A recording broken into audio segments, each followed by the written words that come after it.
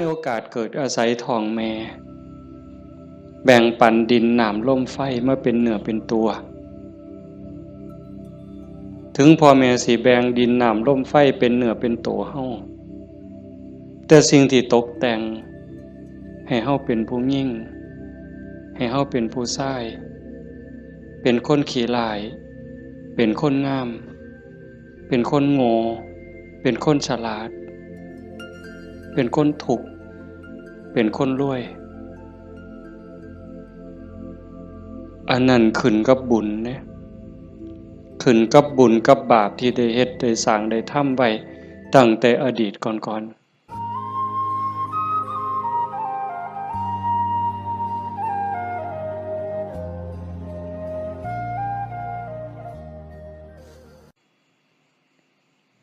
เฮาทั้งหลายจังว่ามีบุญ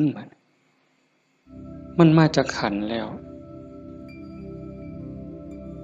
หนีจากนรกพ้นนรกพ้นเปรตพ้นอสุรกายพ้นสัตว์เดรัจฉานได้มาเป็นคนยกระดับจากคนมาเป็นมนุษย์มีศีลมีธรรมเข้าใจในเรื่องเล่าของชีวิตแก้วแหวนเงินทองเฮาก็หาอยู่ประกอบสัมมาอาชีพ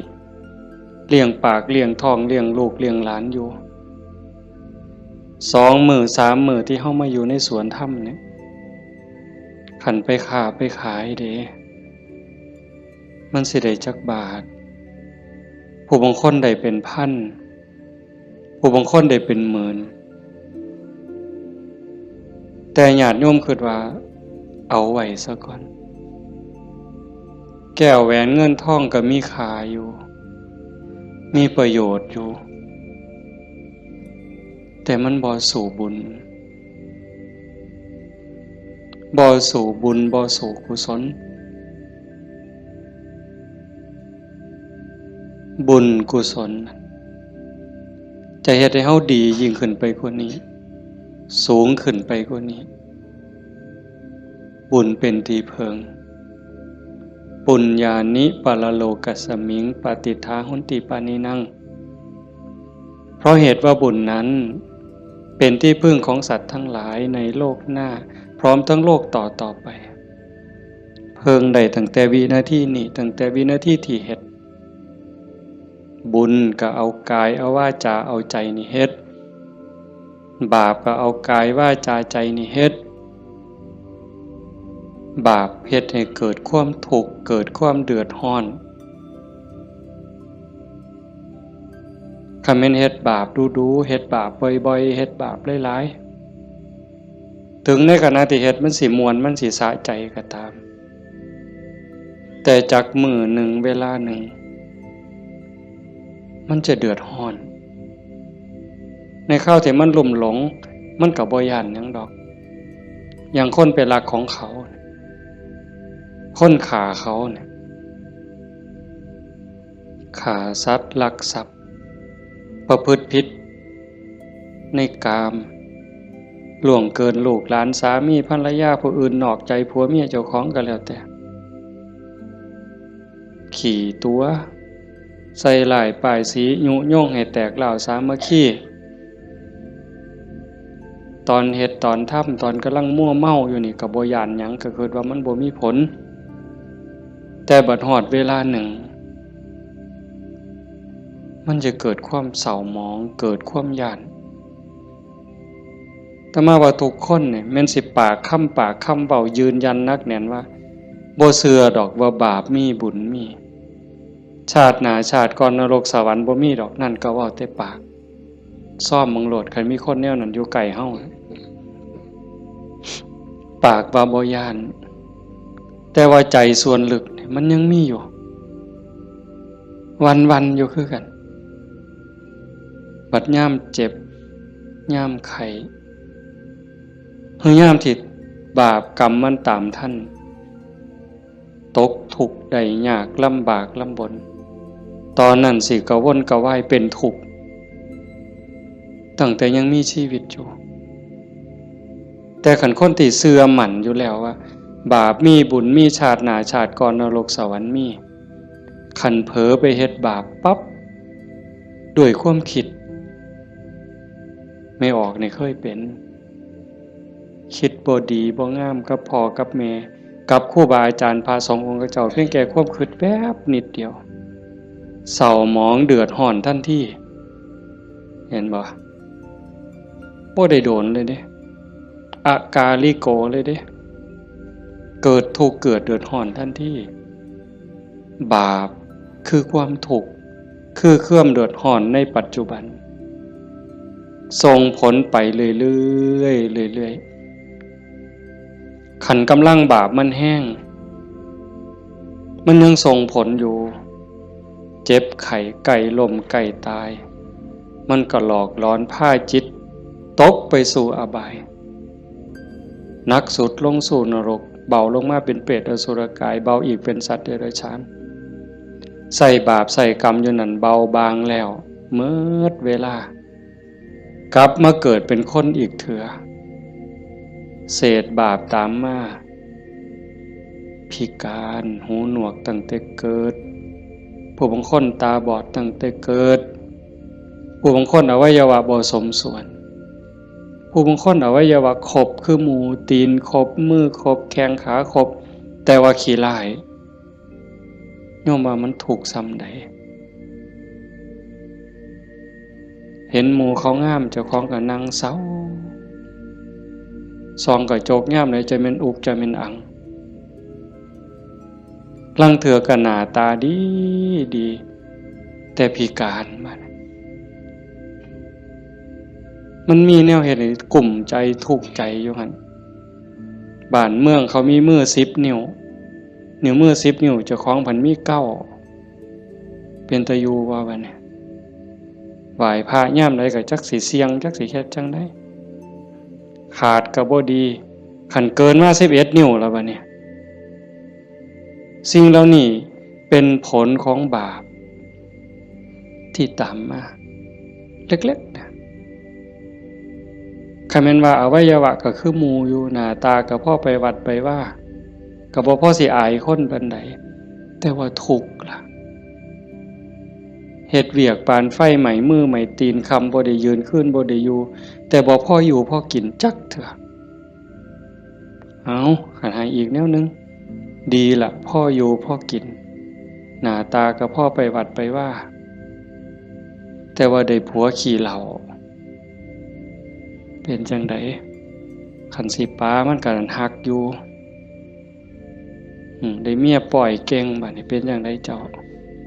พ่ออยู่บ่บัดนี้ก็ยังว่าคู่กรรมคู่เวรเอาให้อีกก็ได้ผัวก็ดีดีเมียก็ดีดีบอกกันอ้อมแอมอ้อมแอมปานเทวดาแต่ว่าลูกปานผีบัดนี้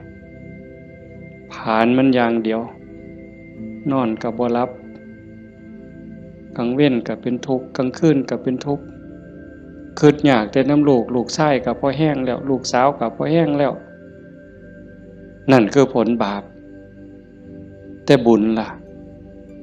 บุญเป็นสื่อของความสุขเป็นสื่อของความดีความงามนำมาซึ่งความเจริญ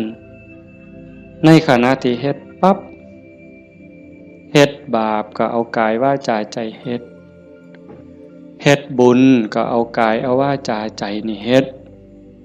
แต่ว่าบุญเฮ็ดแล้วมีความสุขบ่ต้องรอชาติหน้ายังไม่ออกมาในสวนธรรมกราบพระปั๊บบ่แม่นกราบตามธรรมเนียมเนี่ยกราบด้วยความเข้าใจว่าเฮากราบพระรัตนตรัยพระพุทธเจ้าพระธรรมพระสงฆ์พระพุทธะนี่อยู่ในใจกราบลงไปโดยสำนึกขึ้นขององค์สมเด็จพระบรมศาสดามันเกิดความอิ่มใจเกิดปีติสิสังเกตไม่ออกสังเกตเจ้าของอยู่ว่า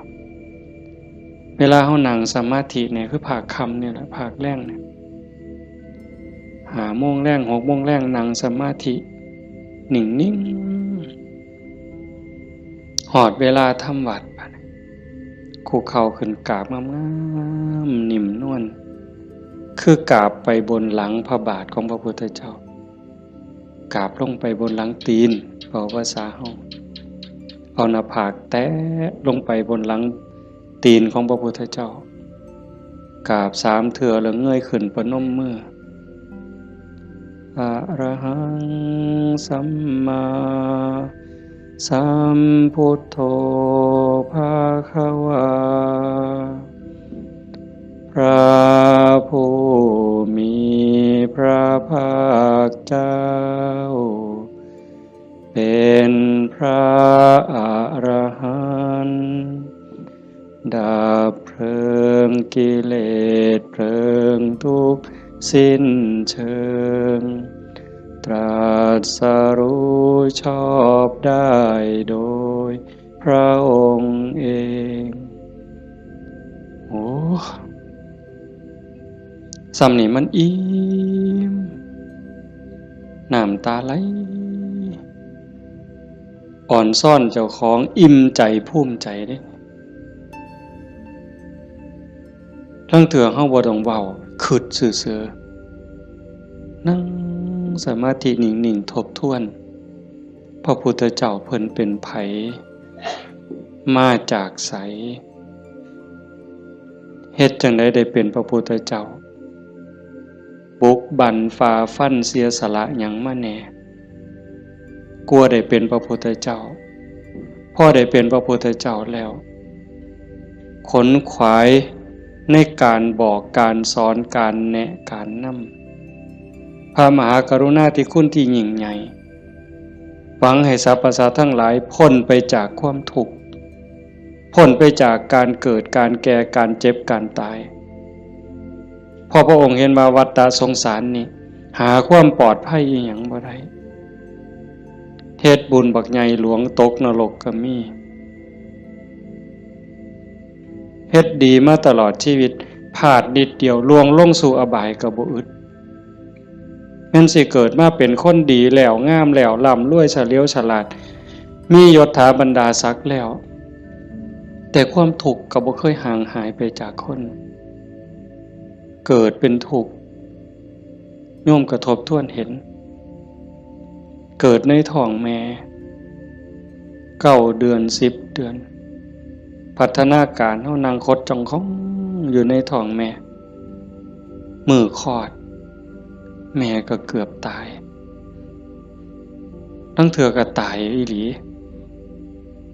แม่ก็ห้องโฮโพสังกา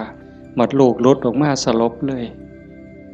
ลูกพดออกมาปั๊บก็หายกากหลด100%เต็มหมดสุคน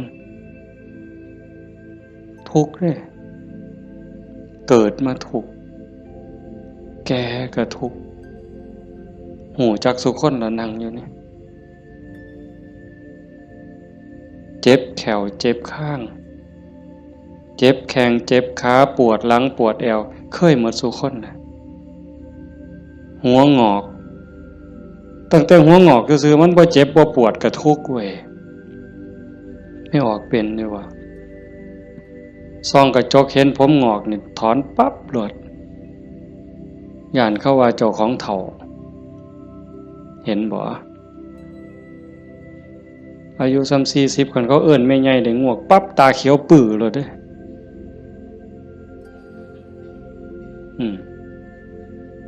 แต่คันอายุ60เขาเอิ้นน่าสาวอายุปานใดล่ะ60ว่าแต่แม่น45หนู กินฮอดข้าวบ่เลยเป็นบ้าเด้นี่ดีใจอ่ะเห็นบ่เฒ่าก็เป็นทุกข์เจ็บก็เป็นทุกข์ตายล่ะคนตายตอนมันตายแล้วมันบ่ทุกข์ดอกร่างกายหั่นแต่ว่าความรู้สึกนึกคิดน่ะมันห่างย่านตอนบ่ทันตายเนี่ยมันย่านเป็นหยังจังย่านคันคำถามแนวนี้เป็นหยังจังย่านตายบ่มั่นใจในเจ้าของที่จริงกันเฮาเฮ็ดบุญเฮ็ดกุศลสร้างคุณงามความดีไว้เพียงพอมันสิย่านเฮ็ดหยัง อาตมาคือกันอาตมาย่านตายไม่ออกยังย่านตายอาตมาย่านอาตมาตกนรกนี่หม่องมันแมนอีหลีบัดนี้คันว่าตายปั๊บอาตมาจะไปเกิดเป็นเทวดามีสวรรค์วิมานกว้างใหญ่มีบริวารล้อมหน้าล้อมหลังมีทิพย์หมดจังสิไปเกิดเป็นพรหมจังสิไปย่านเฮ็ดหยังบัดนี้ก็สามเฮาสิหนีจากบ่วข้วยนอนจักขี้ตมจักขี้งัวขี้ข้วยไปขึ้นปราสาทมีเครื่องหอมเครื่องท่ามีความหอมเต็มสะดวกสบายเฮาก็บ่ได้ย่านแต่นี่มันสิตกลงไปหลายกว่าเก่าเนี่ยมันก็เลยย่านแม่นคือบ่อาตมาบ่ฮู้ดอกโยมก็คิดเอาเองว่าโยมย่านคืออาตมาบ่ตายมันทุกข์ลางเทื่อก่อนตายเนี่ยญาติโยมนี่คนประพฤติปฏิบัติธรรมไปร่วมงานศพดูๆไปเยี่ยมคนป่วยบ่อยๆนี่ได้น้อมธรรมเข้ามาใส่ตนซ้ำใดเห็นคนเจ็บคนป่วยทรมานโอ้ยบัดฮอดข้าวเจ้าของสิเป็นจังไดน้อคือดูพอพระพุทธเจ้าเพิ่นบอกว่าโอปัญญิโกควรน้อมเข้ามาใส่ต้นเลือกได้อยู่บ่ล่ะโยมโอ้ยผู้ขาสิเลือกเอาตายด้วยโรคอันนี้ดอกสิเอาไหลตายดอกเอาง่ายที่สุดแล้วเด้นี่เอาวะกินข้าวอิ่มๆกับลูกกับผัวกับเมียแล้วนอนหลับแล้วตายไปเลยนี่ง่ายที่สุดแล้วเอาวะยังบ่ทันหันเอาอยู่เด้นี่ขนาดพิธีที่ดีที่สุดสบายที่สุดล่ะเด้ขันไปเว้าถึงพวกเจาะข้อหายใจบ่ได้เจาะข้อพวกท่านก็ป้อนอาหารทางสายยางเจาะสวงเอาเงี้ยวออกบัดนี้เลือดก็ใส่ทั้งแขนข้างนึงน้ำเกลือก็ใส่แขนข้างนึงออกซิเจนงุ่มดังอีกเจาะสวงเอาน้ำออกบัดนี้อุ้ยผู้ใดคิดว่าเจ้าของสิบ่ถูกแนวนั้นแน่อยู่นี่ยกมือขึ้นเบิ่งบ่มีหลักประกันหยังเลยพระพุทธเจ้าเป็นผู้มีพระมหากรุณาธิคุณคิดเห็นบุญคุณของพระองค์เที่ยวบอกเที่ยวสอนจากป่าสู่ป่าจากเขาสู่เขาจากกระท่อมของคนขอทานฮอดปราสาทราชวังของพระราชามหากษัตริย์คิดเห็นบุญคุณของพระองค์จังซี่เฮาได้มาเฮ็ดนำทำตามมันเป็นบุญแน่ๆคิดพ่อคิดเห็นนั่งสมาธิพิจารณาไปเกิดอิ่มใจพอใจสุขใจเดียวนี้คิดเบิ่งเจ้าของมันถึงสิเกิดบ้านนอกคอกหน้าบ้านป่าคาดอนบ่ร่ำรวยเป็นแสนเป็นล้านคือเพิ่นแต่ว่าเฮามีวัดมีครูบาอาจารย์มีพี่มีน้องที่รักศีลรักธรรมเฮามีสัมมาทิฏฐิมีความเห็นถูกเห็นตรงตามคำสอนพระพุทธเจ้าอย่างน้อยๆนี่เชื่อว่าบาปมีบุญมีชาติหน้าชาติก่อนนรกสวรรค์มีเฮ็ดดีก็ย่อมได้รับผลดีเฮ็ดชั่วก็ย่อมได้รับผลชั่วพระพุทธศาสนาสอนเรื่องเหตุเรื่องปัจจัยเพราะสิ่งนี้มีสิ่งนี้จึงมีหวานพืชจังไดก็ได้ผลจังซั่นอ่อนซ่อนเจ้าของภูมิใจในเจ้าของแม่นสิเกิดบ้านนอกคอกหน้าทุกข์ยากปากหมองบ่ร่ำบ่รวยบ่สวยบ่งามแต่เฮามีโอกาสได้เข้าวัดได้มีโอกาสปฏิบัติธรรมเป็นผู้บ่ประมาทได้ยินเสียงปากเสียงเว้าของครูบาอาจารย์น้อมนำลงสู่การประพฤติปฏิบัติซ้ำนี่เฮากับพ่อแห้งอ่ะเนี่ยโยมเป็นบุญล่ะนี่เกิดปีติเกิดความอิ่มใจแล้วก็ตั้งตนในความบ่ประมาทอีกอันนี้หมายถึงบุญเฮ็ดปั๊บก็เกิดความสุขใจอิ่มใจปั๊บขันเฮ็ดเรื่อยๆเฮ็ดบ่อยๆเฮ็ดดูๆจิตนึกตั้งแต่ถึงคุณงามความดี บัดเจ็บบัดป่วยบัดไข้บัดหนาวบัดสิลมสิตายนิมิตที่มันดีมันงามนำพาดวงจิตดับปุ๊บไปสู่สุคติขันมันเฮ็ดดูอันนี้หมายถึงดีเด้ให้ท่านรักษาศีลเจริญภาวนาเลี้ยงพ่อเลี้ยงแม่เขาวัดเขาว่าสร้างน้ำทำบุญมีจิตเอื้อเฟื้อเกื้อกูลขันมันเฮ็ดดูบ่อยๆจิตมันเที่ยวทางนี้ดูอันดอกมันก็ง่ายต่อการสิเกิดสิ่งเหล่านี้ในการจูงจิตไปสู่สุคติดับปุ๊บก็ไปสู่สวรรค์ไปสู่พรหมเอื่นว่าไปสู่สุคติใส่บุญใส่กุศลไปจนหมดแห้งของบุญของบาปของบุญของกุศลส่วนนั้นหมดเวลาขันบ่ท่านถึงความเป็นพระอริยเจ้ากลับมาเกิดเป็นคนอีกเถื่อบัดนี้ ผลบุญพามาเกิดเป็นคนเศษบุญตามมาปุ๊บรูปร่างหน้าตาผิวพรรณสวยสดงดงามมีความอ่อนน้อมอ่อนโยนมาแต่ต้นเกิดในตระกูลสูงเชื่อผู้ดีให้ทานมาหลายๆด้วยจิตศรัทธารวยตั้งแต่เกิดแต่มาว่ามาหลายปีแล้วว่าขันคนให้ท่านด้วยความศรัทธาด้วยความเลื่อมใสเฮ็ดด้วยความจริงใจผลมันให้รวยบางเทื่อรวยตั้งแต่เกิดบ่ทันมื่นตาซ้ำปู่ย่าตายายเตรียมฝากธนาคารไว้ให้เปิดบัญชีไว้รับเป็นร้อยล้านพันล้านล่ะ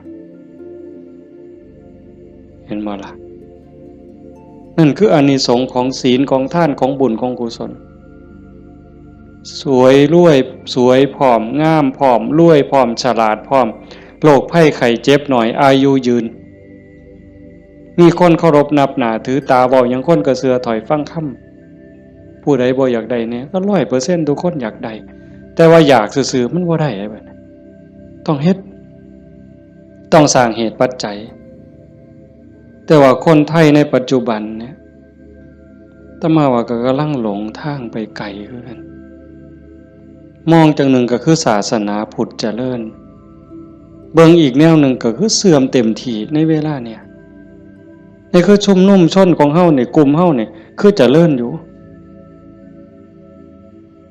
แต่ว่าอีกกลุ่มหนึ่งมันอาศัยพุทธศาสนาติดยี่ห้อพุทธศาสนาแต่ว่าเนื้อในแกะกล่องเปิดขวดกินเข้าไปมันบ่แม่นบ่อยากเว้าหลายปานใดดอกเรื่องหมู่นี้แต่มันต้องเถือกับเป็นตะเว้าอ่อนวอนบวงสรวงพิธีกรรมนี่มันออกนอกทางหมดนิยมคันมันสิง่ายปานนี้พระพุทธเจ้าสิมานั่งเฮ็ดหยังสิสอนเฮาให้ฝึกให้ฝนให้เพียรเฮ็ดหยังครูบาอาจารย์หลวงปู่หมั่นหลวงปู่ชาเอาชีวิตเกือบบ่รอด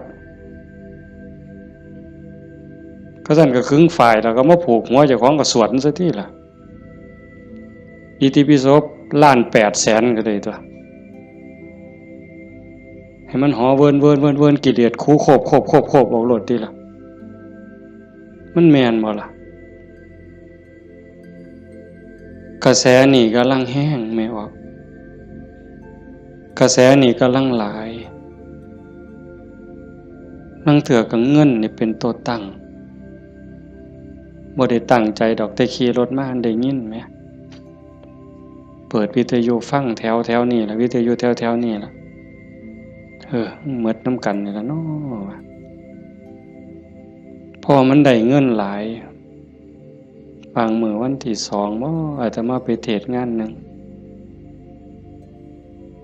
เทศจบคนกำลังลังมาอันนี้มือสาวมือรุ่นก็เลยถามประธานงานเขาก็บ่ฮู้ดอกว่าท่านเข้าใจว่ามันเป็นแนวใดนะถามว่าเป็นจังได๋งานเรียบร้อยดีอยู่บ่เรียบร้อยอยู่ค่าน้อยเพิ่นว่าอุ้ยได้เงิน800,000กว่าเพิ่นว่าสาธุว่ะงานคืนเดียวง่ายๆแจกไม่หีบกันหมดคืนเนี่ย อยากเคาะเมิดไว้ก็ออกแบ่งใหญ่ๆถ้ามาเสือว่าพระพุทธเจ้าบ่สอนแล้วก็บ่ได้พาเฮ็ดแนวนั้นแต่แนวจังซี่นี่ไม่ออกบ่ออกนอกจากเป็นบุญเป็นกุศลเด้เฮามาเฮ็ดในมื้อนี้เวลานี้เด้นอกจากมาสร้างบุญแล้วมาหาที่เพิงสำหรับดวงจิตดวงวิญญาณเจ้าของแล้วชีวิตมันมีกายกับใจอย่างว่าร่างกายประกอบด้วยดินน้ำลมไฟเหมือนเวลามันก็แตกสลายดินขึ้นดินน้ำขึ้นน้ำลมขึ้นลมไฟขึ้นไฟแต่กระแสจิตกระแสใจกระแสวิญญาณเดินทางต่อหอบบุญหอบบาปไปขันดวงจิตดวงใจดวงใดได้รับการพัฒนานอกจากบุญแล้วพัฒนาคือมันเฮ็ดให้เกิดให้มียกระดับเจ้าของสูงขึ้นจากอำนาจการบีบคั้นกดขี่ข่มเหงของกิเลสคือความโลภความโกรธความหลงจิตดวงนั้นเบา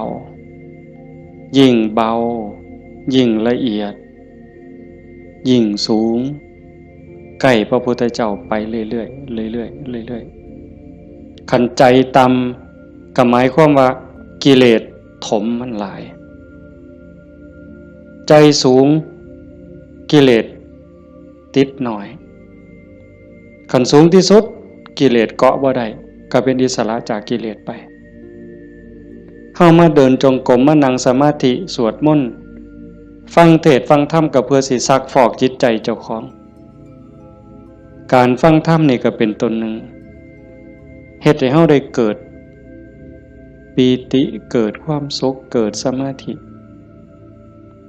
ตั้งแต่เกิดความเข้าใจได้ส่องได้ทางยกจิตเจ้าของให้มันสูงยิ่งขึ้นได้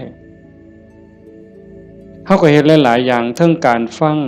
ทั้งการประพฤติปฏิบัติทั้งการสวดมนต์เฮาทำวัดแปลมันยิ่งเห็นยิ่งเข้าใจอย่าเอาเพียงแค่มวลเอาเพียงแค่ความไพเราะอย่างเดียวเฮาสวดซ่าๆเฮามีโอกาสพินิจพิจารณาถึงความหมายที่เฮากล่าวออกไปแต่ละคำน้อมนึกเห็นพระพุทธเจ้านึกถึงครูบาอาจารย์พระอริยสงฆ์คือจังเพิ่นบอกเพิ่นสอนอ่านไปนำสวดไปนำพิจารณาหาเหตุหาผลหาความหมายนำมันจะได้เข้าใจยิ่งขึ้น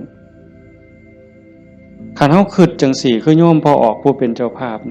เป็นตะเงิดคนอีหลีเด้อาตมาเห็นอาจจะเห็นมาหลายแต่จื้อได้นี่เป็นรายที่สองผู้หนึ่งโยมเพื่อสังขะจังหวัดสุรินทร์เฮ็ดแรกๆเนี่ยเฮ็ดเป็นรีสอร์ท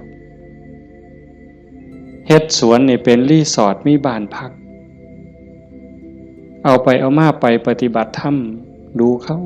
าก็คือสิบ่ต่างกับเจ้าภาพเฮาใจตกลงไปในกระแสธรรมหักศีลหักธรรม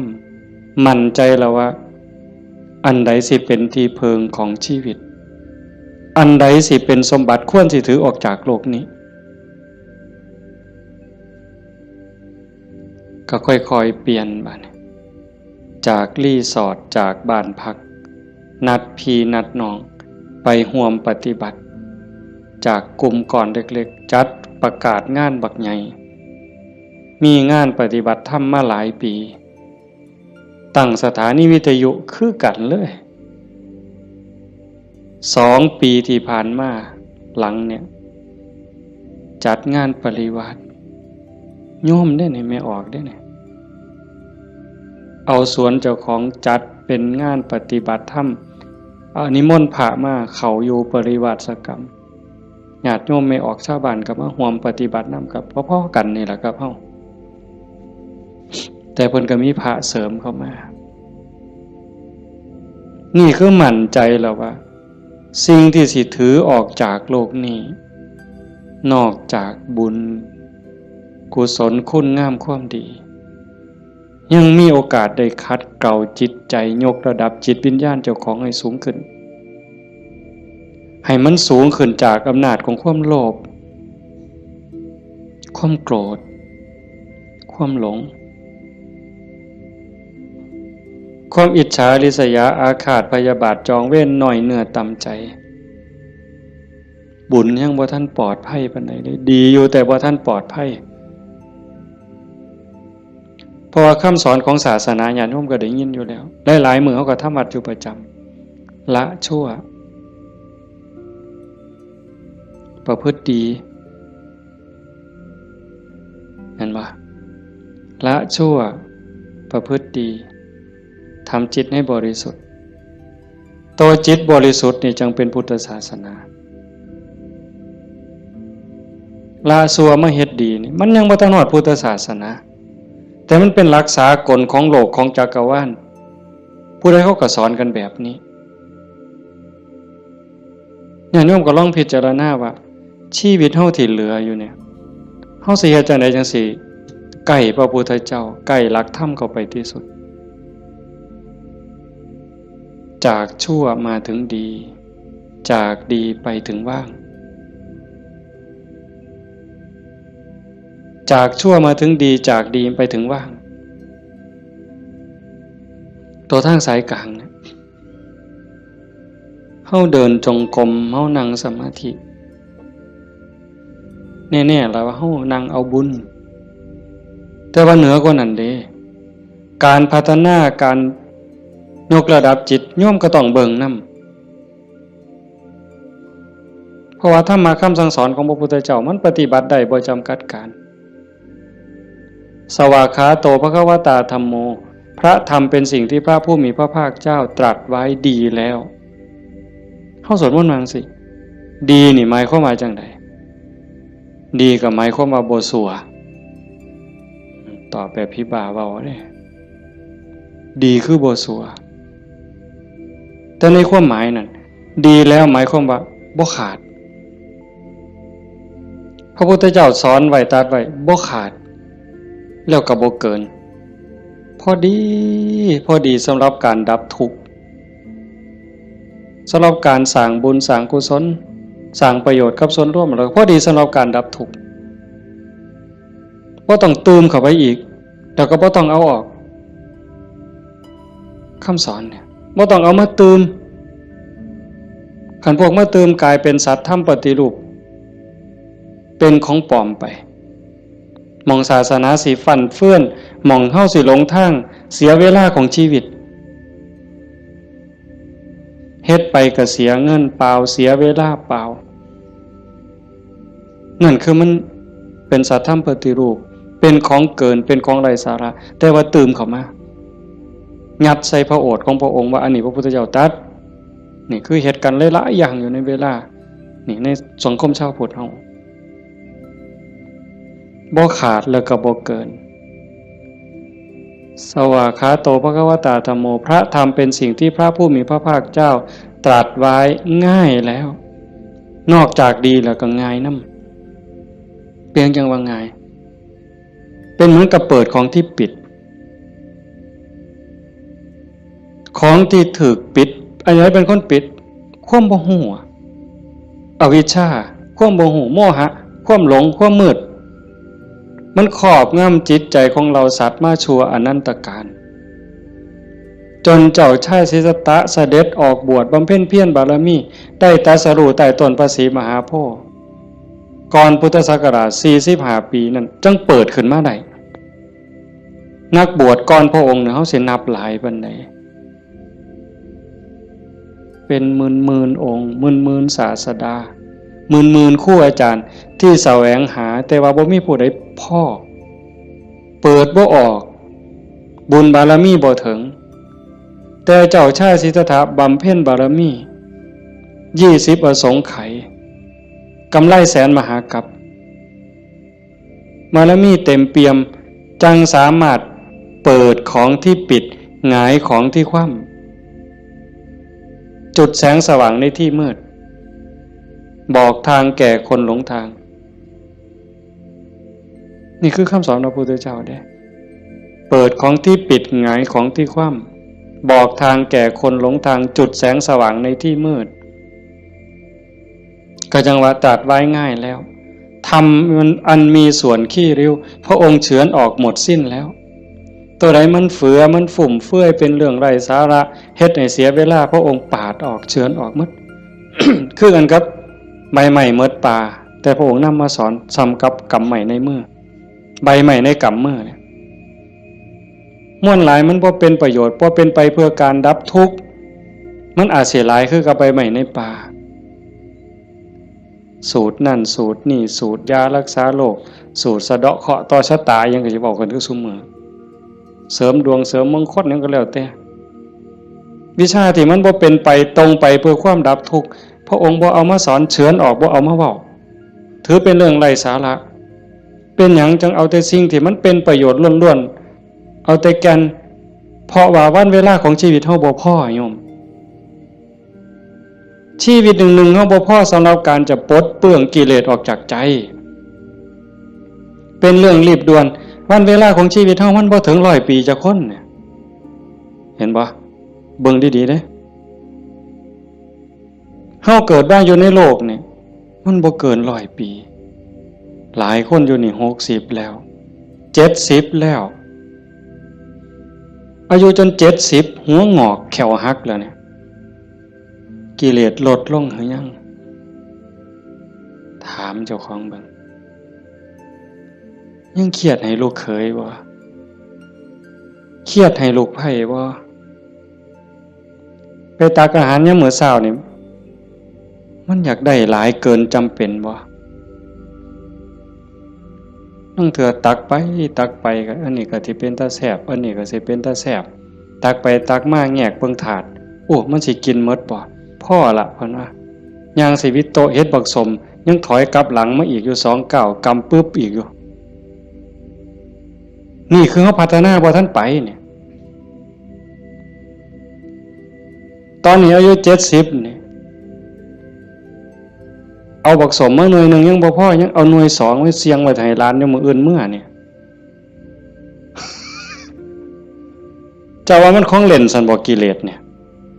สิเอาชนะมันแนวใดหลายภพหลายชาติหลายแสนชาติล้านชาติมาแล้วที่เฮาแพ้มาตลอดแต่ว่าก็ใครแน่ชาตินี้ได้มาเป็นคนสู่ตอนในสนามนี่เวทีนี่ก็แม่นนักมวยนี่คือเวทีแก้มือแม่ว่านัดล้างตาก็แม่นการแก้มือกันเป็นกีฬาหยังก็ตามนี่เป็นไฟหนึ่งเป็นเกมหนึ่งที่เฮาสิเอาชนะมันแต่ตอนนี้จากยกแรกมาจนฮอดยก5นี่เฮาถึกมาสะบักสะบอมเนี่ยนับ8ก็หลายรอบแล้วอีกบ่ถึงนาทีแล้วเด้มันสิหมดยก5นี่สิหวังน็อกอยู่บ่เจ้าสิถึกศอกกลับเขามิดอ้อยซอยอีกยกนึงบ่จักนี่ต้องเบิ่งให้เห็นเด้จังว่าพระพุทธเจ้าเพิ่นเฉือนออกหมดสิ้นแล้ว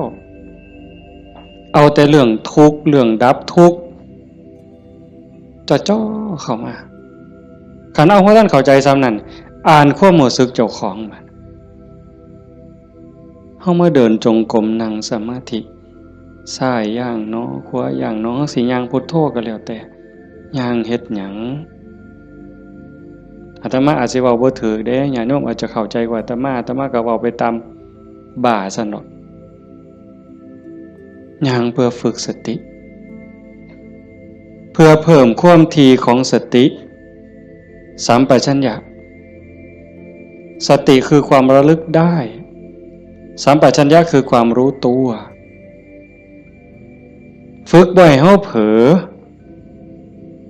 นี่เอาวันนี้เรื่องบุญน่ะมันของตายอยู่แล้วไม่ออกบ่ออกเรื่องบุญน่ะของตายเพียงแค่เฮาตั้งอกตั้งใจมีศรัทธามาเฮ็ดในบุญของตายมันได้อยู่แล้วจากชั่วมาถึงดีจากดีมาถึงว่างจากบาปมาถึงบุญจากบุญไปถึงว่างเนี่ยบุญของตายเฮาเพียงแค่มีศรัทธามานี่มันมหาศาลแล้วบุญเป็นต้นหนุนแต่เฮาสิเอาดีกว่านั้นบ่คันเจ้าดีกว่านั้นทุกอย่างก้าวที่เฮาย่างซ้ายหูว่าซ้ายขวาหูว่าขวาคันสิเอาขวาพุทธซ้ายโทก็ให้ฮู้อย่าให้จิตออกนอกปกติคนเฮานี่จิตมันสิส่งออกนอกย้อนไปอดีตบ้าง มื้อวานมื้อก่อนปีกาย10 ปีก่อนยังเอามาคิดดีบ่ดีก็ให้คือเห็นแนวเป็นตะทุกข์หลายเศร้าหลายนอนให้คือเห็นตั้งแต่10 ปีก่อนพุ่นอันนี้ก็บ่แม่นคิดไปคิดมาเห็นตั้งแต่อดีตได้ตามใจเฮ็ดอันนั้นก็แม่นหมดแน่นหมดถูกใจเจ้าของหมดนอนหัวยุ่มอยู่อันนี้ก็บ้าบ่แม่นคันบ่อยู่กับอดีตบ่นี่พูดอนาคตมื้ออื่นมื้อนี้ผู้เขาหดบ่นอพูนย่านผู้เหี่ยวมึงดิล่ะอีหล่าหลานน้อยมันสิคิดฮอดแม่ใหญ่มันบ่นอ ไปดอกเด้อันนั้นอันนี้มันสิได้เป็นจังซี่บ่เกิดความวิตกกังวลไปข้างหน้าอันนี้ก็บ่แม่นการประพฤติปฏิบัติพระพุทธเจ้าเพิ่นบอกให้อยู่ในปัจจุบันอดีตก็ละไปแล้วอนาคตก็ยังไม่มาให้อยู่กับปัจจุบันที่เฮาพุทโธนี่คือเห็นปัจจุบันหายใจเข้าพุทนี่เห็นปัจจุบันโธออกนี่เห็นปัจจุบันในเมื่อมีสติอยู่กับปัจจุบันอันนี้เป็นเครื่องฝึกเป็นเครื่องมือในการฝึกจิตที่มันเคยวอกแวกไปอดีตแน่อนาคตแน่บ่นิ่งแน่เพราะเฮาจับไว้กับอารมณ์พระกรรมฐานผู้บางคนก็ท้องพองท้องยุบหนอพองหนอพุทโธคือลมหายใจซื่อๆเอามันมาจับไว้นี่จิตมันก็ค่อยนิ่งเข้าคันเฮาบ่ลดละความเพียรคันจะว่าถึงสติเป็นคือกับหัวสติเตสังนิวารนังสติเป็นเครื่องกั้นหยังกั้นกิเลสคือความเศร้าหมองคือความมืดความเศร้าหมองแห่งจิตแห่งใจบ่ให้มันมาท่วมทับจิตก็คือฝึกจังซี่คันสมมุติว่าสติเป็นเครื่องหัวเป็นหลักหัวมื้อนึงคิดฮอดพุทโธเทื่อนึงขาดบ่เนี่ยเมิดมื้อคิดฮอดพุทโธได้เทื่อนึง2เทื่อ10เทื่อ100เทื่อก็ยังว่าห่างคันมันเป็นหลักหัวนี่ลมฮอดสร้างคันสมมุติว่าเฮ็ดไร่เฮ็ดนานี่บ่ว่าแต่งัวเขาสิมากินดอกข้วยสิมากินดอกลมฮอดสร้างหัวมันห่างแม่นมั้ยมื้อนี้เฮาฝึกดูๆมาเพียรปฏิบัตินี่ฝังหลักทีเขาแต่ก่อนมันห่างเป็น 2-3 เมตรสร้างเขาได้มื้อนี้ปักเขาไปกลางกึบเหลืออยู่เมตรครึ่งสร้างเขาบ่ล้มเนี่ยแต่ว่าข้วยเขาได้เด้ฝึกเขาไปอีกเพียรไปอีกพยายามเขาไปอีกฟักกึบเขาไปอีกจากเมตรครึ่งเหลือ75เส้นจบข้วยเขาบ่ได้งัวเขาบ่ได้แต่ว่าหมูอาจสิเขาได้เด้ดุดมุนเลยเสียบเข้ากลางกึบเหลือ30กว่าเส้นหมูเขาบ่ได้แต่หมาเขาได้มันเพี้ยนเข้าไปอีกซับเข้ากลางจาก30กว่าเหลืออยู่20 15ขึ้นไปหา20เสียบเข้าไปอีกเหลืออยู่10กว่าเส้นบัดแล้วไก่ก็เขาบ่ได้เสียบเข้าไปอีกไก่เขาบ่ได้กบอาจสิเขาได้ที่เขาอีกกบเขาบ่ได้เขียดโม่เขาได้ที่เขาอีกเขียดโม่เขาบ่ได้เขาได้แต่เขียดแค่หน้าสติเฮาคือกันสติสัมปชัญญะฝึกบ่อยๆฝึกดูๆเห็นดูๆฮู้ดูๆมันก็จะเป็นความชำนิชำนาญความระลึกรู้ระลึกเห็นบ่อยๆเกิดขึ้นอยู่ในปัจจุบันบ่อยๆบ่ได้แวบไปสู่อดีตบ่ได้แวบไปสู่อนาคตเกิดความตั้งมั่นเกิดความมั่นคงสติสัมปชัญญะสมาธิความตั้งมั่นได้บัดสมาธิคือความตั้งมั่นแห่งจิตบ่วอกแวกปัญญารอบรู้ในกองสังขารที่มันมาหลอกจิตสังขารกลางกายก็อีกอย่างนึงสังขารคือจิตใจก็อีกอย่างนึงกายนั่งนิ่งแต่ว่าจิตมันคิดไปทั่วทิพย์ทั่วแดนในเมื่อหูจักเรื่อยๆหูจักบ่อยๆพยายามผูกมันไว้ผูกไว้คอยตะล่อมจิตมันคือลิงเพิ่นยังว่าผูกไว้คือผูกลิงใส่หลักสติเป็นเหมือนกับเชือกองค์ภาวนาเป็นคือกับหลัก มันสิดื้อปานใดลิงมันดื้อไปโลดมันไปบ่ได้จักหน่อยมันก็ล้ามันก็ซ่าลงจักหน่อยก็นั่งจิตเฮาคือกันเฮาบ่เครียดดอกมันไปก็ปล่อยมันไประลึกได้ปั๊บก็กลับมาใหม่ระลึกได้ปั๊บกลับมาใหม่ดูเขามันก็มีทางมันก็เป็นความชินของมันอยู่จักหน่อยก็นิ่งได้พอแต่มันนิ่งมันอิ่มแน่ไม่ออกก็สิเคยเห็นหลายคนนั่นล่ะเก่งกว่าแต่มาล่ะนั่งอยู่นี่ซ่อมเบิ่งเนี่ยเกิดความอิ่มใจสุขใจคันเฮ็ดดูบ่อยๆอย่างเฮาเบิ่งท้องพองท้องยุบเห็นคักๆขณะที่ท้องพองขึ้นปุ๊บทอเส้นผมปุ๊บขึ้นมาก็เห็นยุบลงปุ๊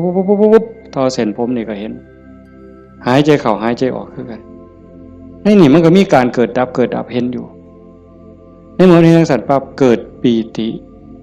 เกิดความสุขเกิดอิ่มใจอันนี้เล็กๆดอกของเล่นน้อยๆขนอดบางเถื่อเฮาเฮ็ดดูบ่อยๆจนได้หูจักมันแน่แล้วบัดเกิดมื้อนึงเวลานึงเฮามีเรื่องต้องคิดต้องอ่านมันหนหูหนหวยกัดกลุ่มกระวนกระว่ายคิดพอปั๊บคิดฮอดกรรมฐานหายใจเข้าดึงลมหายใจเข้าหายใจยาวๆบึ๊บหายใจออกบึ๊บเย็นว่าขนลุกวืบโล่ง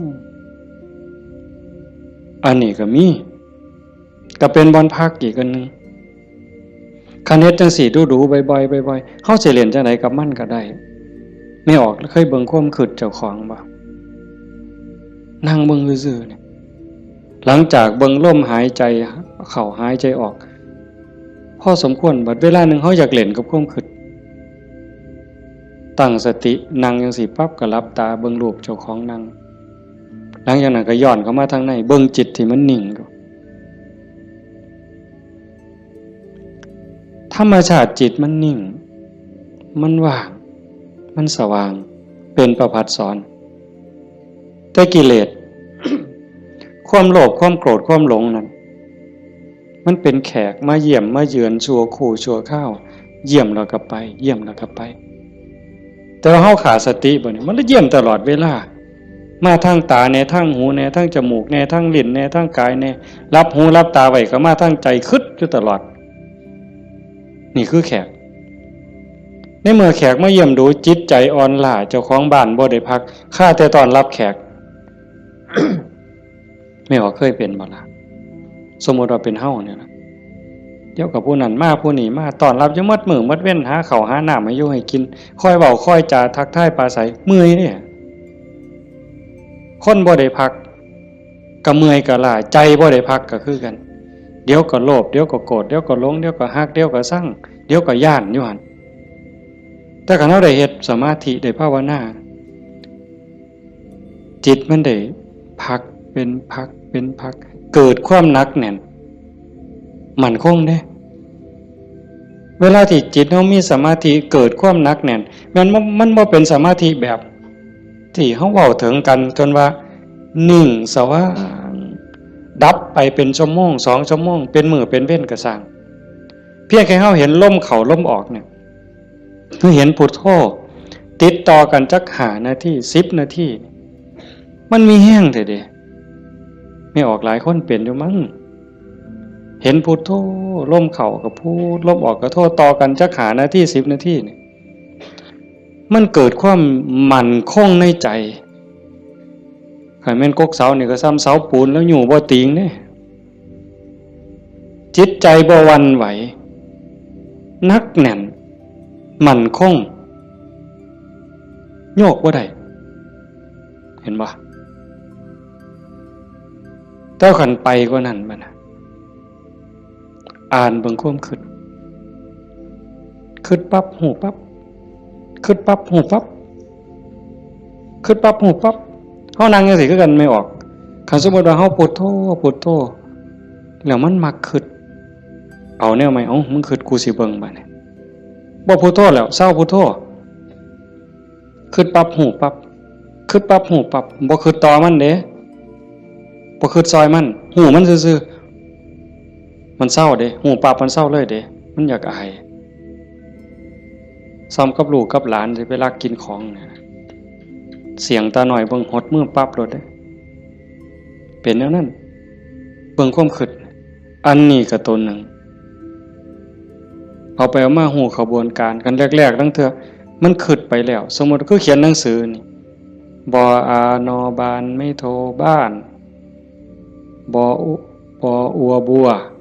ออามองามฮอดพุ่นจังคิดออกฮอดม่อมาหรอโอ้ยคิดไปอย่างฮอดพุ่นตั้งสติไหม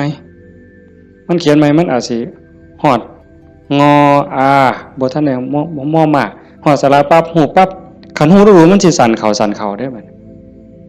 แต่ขันแรกๆปั๊บมันฮอดงออามองามบ้านบัวงามมันเฮาตั้งสติดีๆเอาก่อนมันมาฮอดม่อมาเนี่ยมันว่าหยังก่อนสระอาก่อนสระอาเด้งองูก่อนงองูเด้ว่าแหวนก่อนว่าแหวนมหานากาศก่อนมหานากาศบ่ใบไม้ไล่ถอยกลับมาลุ่นไปอีกสั่นเข่าคิดปั๊บหูปั๊บคิดปั๊บหูปั๊บการปรุงแต่งของจิตของสังขารมันไปบ่ได้ไกลเพราะหูมันอยู่จอบมันอยู่จากไปหอดบ้านบัวงามมันต้องบัดสุดท้ายมันหอดเพียงแค่บออาเพราะท่านไม่โทษ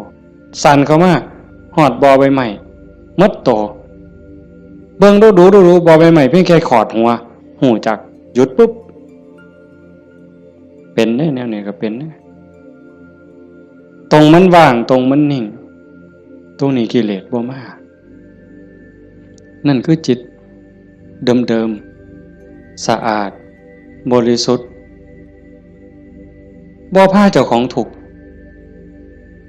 เข้าใจได้เลยว่าคำสอนของพระพุทธศาสนาสูงสุดเพื่อบ่ทุกข์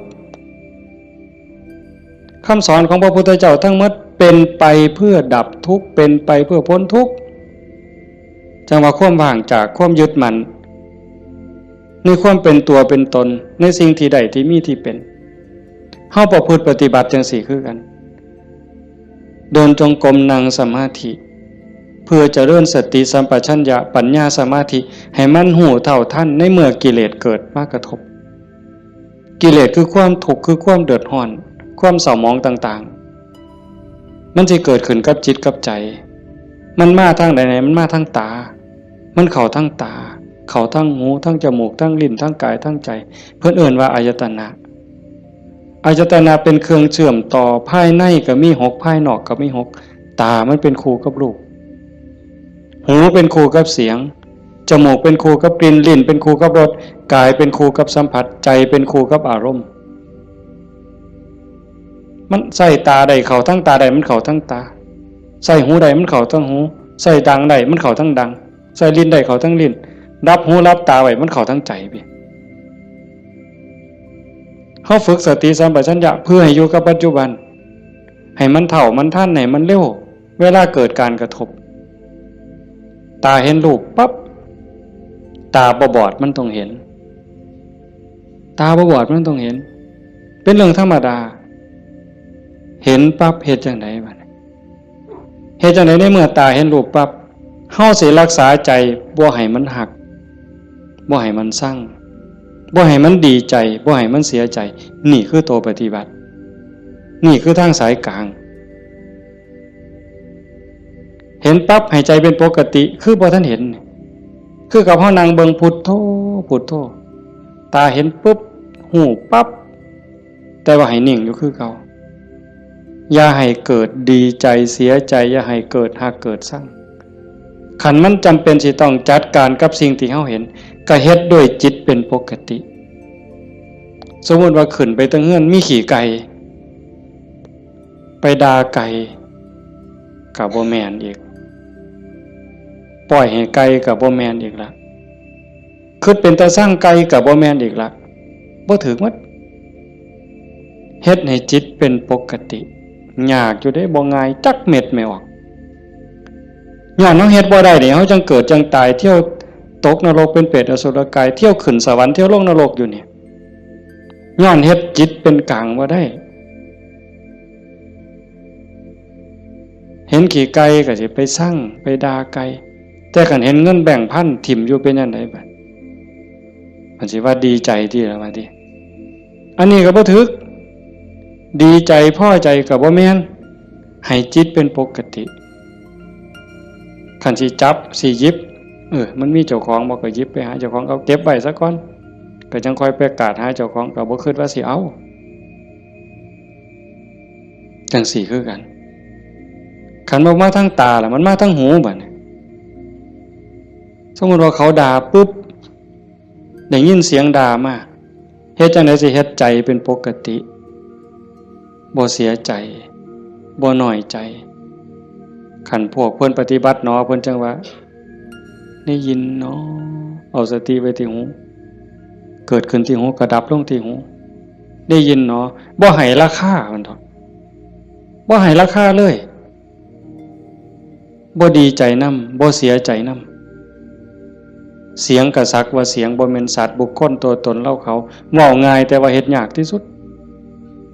ก็ย้อนว่าฝึกบ่ทันพ่อคันผู้ฝึกได้แล้วก็เย็นคือเก่าเด้คือหลวงปู่ชาเพิ่นว่าผู้ที่ฝึกบ่ทันได้คือบ่ทันเข้าใจ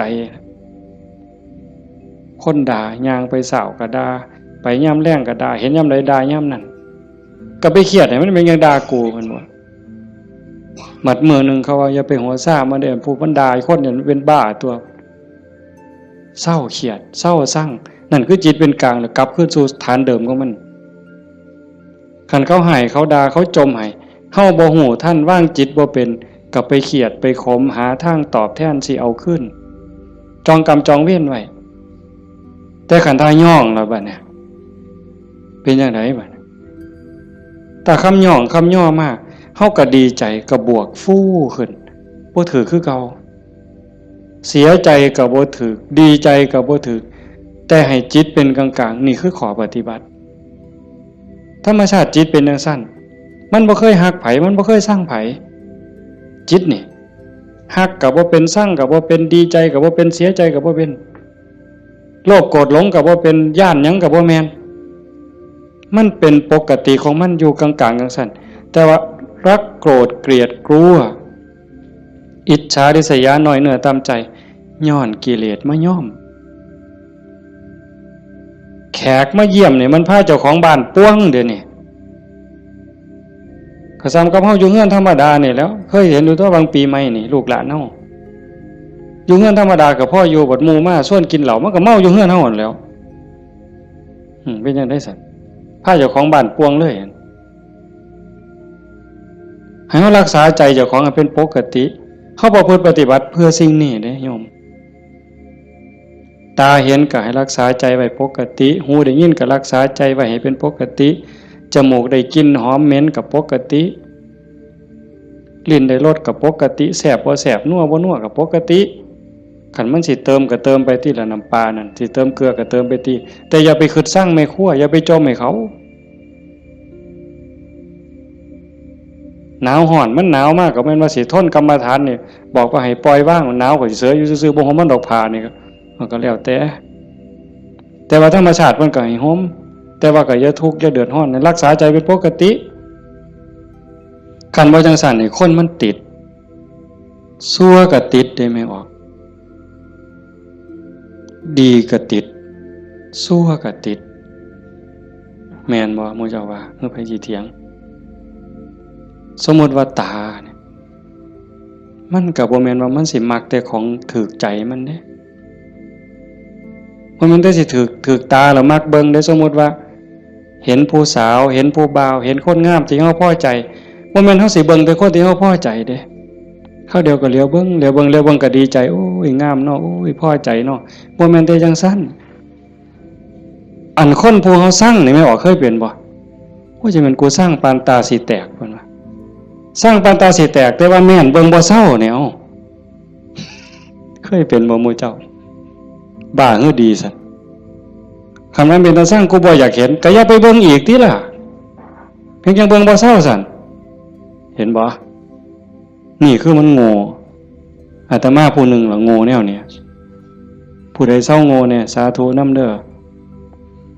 ว่ามันเป็นตาสร้างยังไปเหลียวเบิ่งดูอยู่เอาดังบัดนี้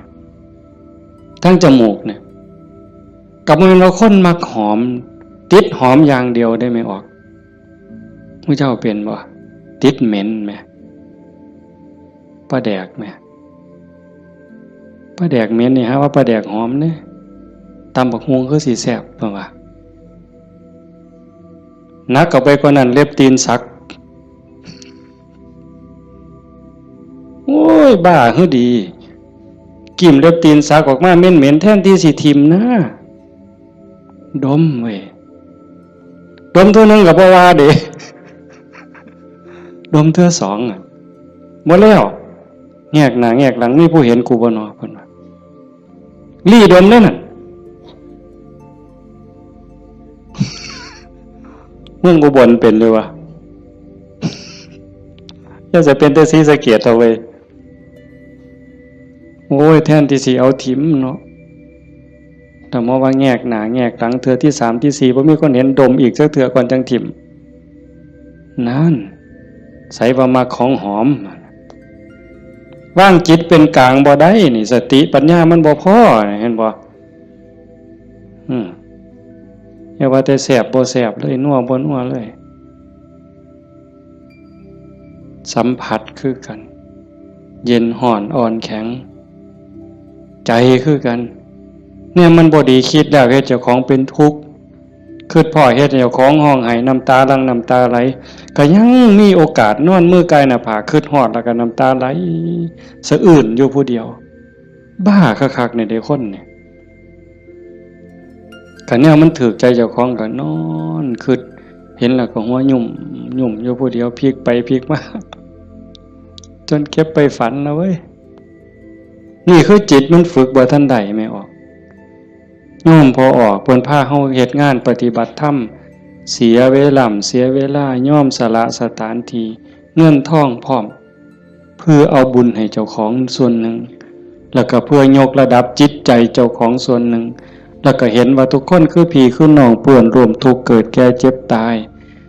ทุกคนเคยเป็นพี่เป็นน้องเป็นญาติสายโลหิตเป็นสามีภรรยากันมานับภพนับชาติบ่ถ้วนชาตินี้ชีวิตนี้ได้เข้าใจในหลักธรรมคำสอนของพระพุทธองค์กะหวังให้เกิดประโยชน์สูงสุดส่วนหนึ่งเราก็ฉลาดบักคักถ้ามาเสือสู่คนที่นั่งอยู่นี่แบ่งบุญเล่าเด้เรากินเปอร์เซ็นต์หมู่เจ้าได้เนี่ย เป็นพ่อค้าสำนะหัวพ่อค้ายังมีอยู่นี่แม้แต่เฮ็ดบุญเด้ถ้าเบิ่งมืออื่นทราบบัดสิเมื่อนี่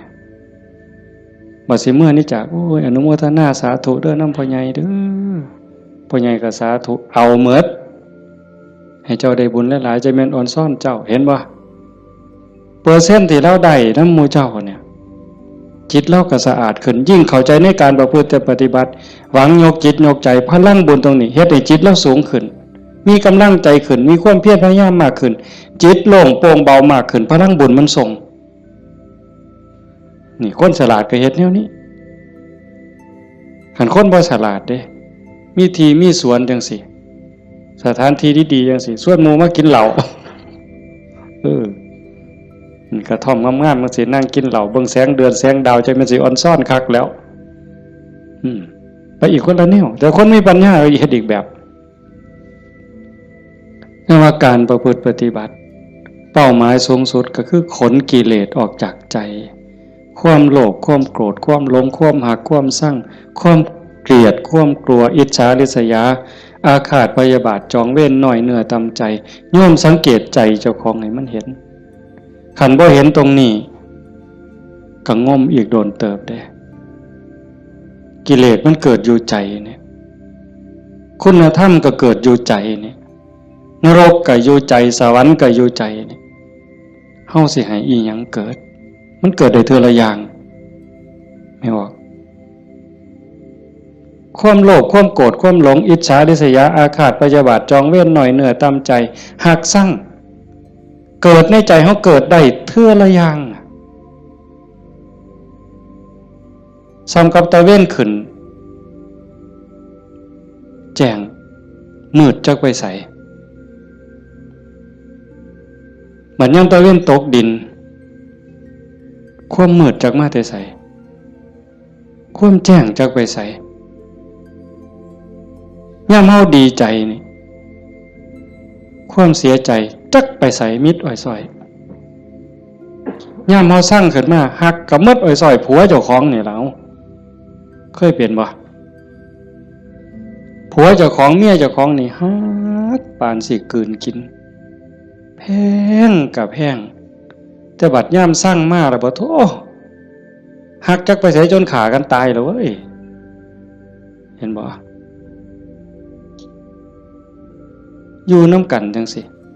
บัดเป็นตาหักเกินมากกับเป็นตาหักบัดเป็นตาสั่งกับเป็นตาสั่งจังว่าใจเฮามันได้เกิดขึ้นได้เทื่อละอย่างเทื่อละอย่างแล้วเฮาใส่อีหยังเกิดขึ้นกับใจเฮาบัดนี้ผู้มีธรรมก็อยากให้ความดีเกิดความดีใจความภูมิใจจิตที่มีเมตตาต่อกันหวังดีต่อกันอนุโมทนายินดีนำในเมื่อผู้อื่นเขาได้ดียามเมื่อคนอื่นเขาทุกข์ยากลำบากซอยเหลือบ่ได้ก็ให้มีอุเบกขาให้ถือว่าเป็นกรรมของสัตว์พอซอยเหลือได้ก็ซอยเหลือคันเฮาจอบเบิ่งจังซี่ใจเฮามีอีหยังเกิดขึ้นปั๊บก็ฮู้จักคืออาตมาบอกตอนกลางๆนั่นว่าคิดปั๊บฮู้ปั๊บคิดปั๊บฮู้ปั๊บอันคือเฮ็ดให้มันว่างแต่คันเฮาจอบเบิ่งมันมีอีหยังเกิดขึ้นก็ฮู้ให้มันเป็นเรื่องบ่ดีบ่งามก็บ่ทรงบ่บวกบ่ทรงมันต่อบ่ร่วมคิดกับมันบ่ร่วมขบวนการกับมันเฮาจะเห็นซ่อมเบิ่งกันจากฮู้ว่าเจ้าของเป็นคนแนวใดก็จอบเบิ่งใจเจ้าของนี่เป็นคนขี้อิจฉาบ่เป็นคนขี้โลภบ่เป็นคนขี้โกรธบ่เป็นคนขี้น้อยใจบ่ญาติโยมต้องซ่อมเจ้าของได้บัดนี้ผู้เฮ็ดมาแล้วก็สาธุผู้บ่ทันเคยเฮ็ดก็ลองสังเกตเวลามันบ่พอโยมประเด็นสุดท้ายสิเว้านำเนี่ยเวลาของชีวิตเฮาเหลือน้อยผู้บางคนเข้าวัดมา10 ปี20 ปี30 ปี40 ปีผู้บางคนหลายกว่านั้นลองเบิ่งบัดเทียบเบิ่งวันเวลาที่เฮาเข้าวัดเข้าว่าปฏิบัตินำครูบาอาจารย์นับเงินทำบุญกันหลายแสนลองเบิ่งเด้นับเงินที่เฮาบริจาคทำบุญหน่อยแน่หลายแน่นี่เวลา20 30 40 ปีนี่มันเป็นแสนแล้วคันบริจาคเทื่อละ100เทื่อละ20เนี่ยเข้าหมดจักเหล้าตั้งแต่ใส่บาตรตั้งแต่ไปจังหันจังเพ่นเข้าเฮาหมดจักเหล้าเอาผ้าเอาสาดเอาหมอนถวายวัดหมดไปหลายปานใดคันเว้าถึงแง่เป็นบุญแง่ความภูมิใจนี่โยมก็ภูมิใจบ่คักเอาตัวนี้มาเป็นปีติจูงจิตให้เกิดความสงบก็ยังได้เป็นบุญได้เป็นจาคานุสติเนี่ยนำพาจิตไปสู่ความสงบได้อันนี้คือแง่ของบุญก็เป็นที่เพิ่งให้จิตให้ใจอย่างมหาศาลเลยล่ะไปแต่คันเว้าถึงแง่ของการพัฒนาเป้าหมายของพุทธศาสนาในขณะที่เสียเงินไปหลายแสนแล้วหมดเงินไปหลายแสนแล้วหมดเข้าไปหลายเหล่าแล้วยกใจขึ้นบ่ใจเฮายกขึ้นได้ส่ำใดความโลภลดลงจักหน่อยบ่ความโกรธลดลงจักหน่อยบ่ความแข็งดีแข็งเด่นลดลงจักหน่อยบ่หือไปวัดแห่งแต่ไปผิดกันอยู่วัดขาดทุนได้นี่ครูบาอาจารย์มีสื่อมีเสียงลังเทื่อก็สิไปญาติกันเป็นที่หนึ่งมันมีอยู่เรื่อยเห็นอยู่หลายหมองโดยเฉพาะโยมฝ่ายอุบาสิกาเฮ็ดหยังก็อยากถวายหลวงพ่ออยากให้หลวงพ่อฉันของเจ้าของใส่ของเจ้าของผู้นี้เฮ็ดอยู่แล้วมีผู้ใหม่มามีการแข่งกันขาดทุนนี่ตัวนี้คือขาดทุนลอดพื้นบ่แม่นขาดทุนธรรมดากิเลสมันบ่ได้ย่อมเฮาเด้ไม่ออกสังเกตเด้อย่าเชื่ออาตมานำ แม้แต่พระเถาะเพราะฉะนั้นหลวงปู่ชาบ่ได้ถีบพระดอกเนาะได้ไปหนวดหลวงปู่แล้วว่าเจ้าของคักหลวงปู่เพิ่นฮู้จักความคือเลยถีบเลยหงายหลังตึงยังจังได้คิดเห็นบ่นี่คือครูบาอาจารย์เพิ่นสอนให้เห็นจิตตัวนี้โยมคันบ่เห็นจิตตัวนี้นี่ง่มเศร้าอีกโดนเติบเยจิตตังสัญญเมสันติโมขันติมานะพันธนาถ้าบุคคลใดจะพึงตามดูจิตบุคคลผู้นั้นจะพ้นจากบ่วงแห่งมารคันเห็นใจตัวนี้นี่เขาต้องการความสะอาดแม่นบ่ต้องการความสะอาดต้องการความบริสุทธิ์แห่งจิตแห่งใจเนี่ยมันจะเห็นคันบ่จังซั่นเข้าข้างเจ้าของเสยเด้มันมาที่หลังมันสิมาใหญ่กว่าเฮาได้จังใดมันสิมาเป็นที่หนึ่งได้จังใดผิดกันวัดแตกเว้ยมีเด้แนวนี้ก็ได้ขาดทุนเสียเงินเสียทองหาคืนใหม่ได้เด้หาเงินแสนเฮาก็ยังมีโอกาสสิหาพ่อโยมหาเงินล้านยังมีโอกาสสิหาพ่อเสียยังก็เสียได้แต่ว่าคันเสียเวลาเนี่ยเสียเลยเด้เสียเลยมีเงิน100 ล้านซื้อนาทีที่ผ่านไปกลับมาบ่ได้ซื้อนาฬิกาเลื่อนละแสนเลื่อนละล้านน่ะซื้อได้แต่ซื้อเวลาวินาทีเดียวก็ซื้อบ่ได้เฮาหายใจเข้าหายใจออกตอนนี้หมดแล้วก็หมดเลยบ่กลับคืนมาอายุเฮาก็หมดไปความตายก็ใกล้เข้ามาเวลาแห่งการเก็บเกี่ยวสัพพะธรรมเก็บกรรมบุญกุศลซักฟอกจิตใจให้สะอาดบริสุทธิ์มันหมดไปเรื่อยๆจังซั่นจังว่าเขาวัดเขาว่าประพฤติปฏิบัติขันบ่เข้าใจถึงสาระแก่นสารคำสอนของศาสนาเนี่ยบุญนั้นได้อยู่ดอกแต่มันบ่ทันปลอดภัยอย่างว่า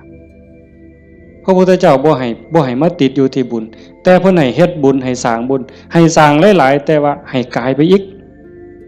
สู่ความสะอาดบริสุทธิ์แห่งใจถ้ามันไปบ่ทันฮอดนั้นบ่ปลอดภัยเทวดาก็ตกสวรรค์ได้เห็นบ่จังซั่นจังว่าในเมื่อเฮามาสู่ขบวนการปานนี้โยมพอออกผู้เป็นเจ้าภาพก็ตั้งใจปานนี้เฮ็ดดีมาปานนี้ก้าวขึ้นไปอีกก้าวขึ้นไปนี้ก่อนวันเวลาของชีวิตมันสิหมดให้พยายามเฮ็ดใจให้เป็นกลางๆหูได้ยินจมูกได้กลิ่นลิ้นได้รสกายได้สัมผัสก็เฮ็ดใจให้เป็นกลางๆสิปฏิบัติกับสิ่งที่มากระทบจากตาเห็นจากหูได้ยินจากจมูกได้กลิ่นลิ้นได้รสกายสัมผัสก็เฮ็ดด้วยสติอย่าให้รู้สึกว่าหักอย่าให้รู้สึกว่าสั่งอย่าเฮ็ดด้วยความสั่งอย่าเฮ็ดด้วยความดีใจด้วยความเสียใจอย่าเฮ็ดด้วยความหักให้จิตเป็นกลางกันเด้อจังสิขันเฮ็ดได้จังสิมันอ่อนซ่อนเจ้าของเด้อาตมาก็เฮ็ดบ่ทันได้ก็ยังพยายามอยู่ก็จังว่าส่วนญาติส่วนโยมเฮ็ดไปพร้อมๆกันคันบ่จังซั่นน่ะมันเสียเวลาเสียดายเจ้าของ30-40 ปีหมดเงินก็หลายแสนหมดข้าวก็หลายเหล่าหมดเวลาในการทำมาหากินเงินที่มาบริจาคข้าวของที่มาทำบุญก็หมดไปแล้วเวลาล่ะคันเอาเวลานั้นที่มาอยู่วัดอยู่ว่ามาสร้างน้ำทำบุญไปหาเงินหาทองมันก็ต้องได้ตื่มกันอีกหลายเติบมันจักเท่าแต่ว่าเฮายอมเสียสิ่งนั้นเพื่อสิแลกเอาสิ่งที่ดีที่สุดสิ่งที่ประเสริฐที่สุดก็คือใจเจ้าของเนี่ยให้ได้ใจที่มีความสงบใจที่มีความร่มเย็นใจที่เต็มเปี่ยมด้วยความเมตตากรุณายินดีมุทิตากับผู้อื่นใจที่เป็นอุเบกขาโตสติความระลึกได้แล้วก็อุเบกขาตัวว่างจิตเป็นกลางจิตที่เฉยเป็นสิ่งที่เฮาควรจะหาให้มันได้หาให้มันพอให้มันเจอก่อนลมหายใจสุดท้ายสิดับลงไม่ออกให้มันพอจิตนี่ก่อนลมหายใจสุดท้ายสิดับลงเพราะนั่นคือพุทธะพุทธะคือความสะอาดจิตที่สะอาด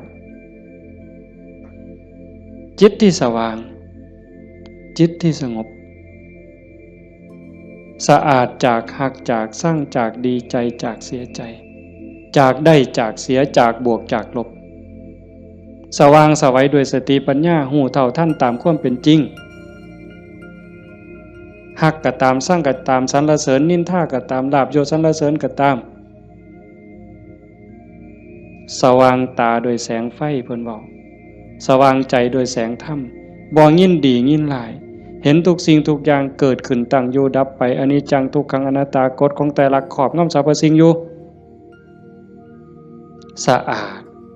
สว่างสวัยด้วยสติปัญญาสงบนิ่งจิตใจบ่กระเพื่อมด่ามากกับบ่กระเพื่อมย่องมากกับบ่กระเพื่อม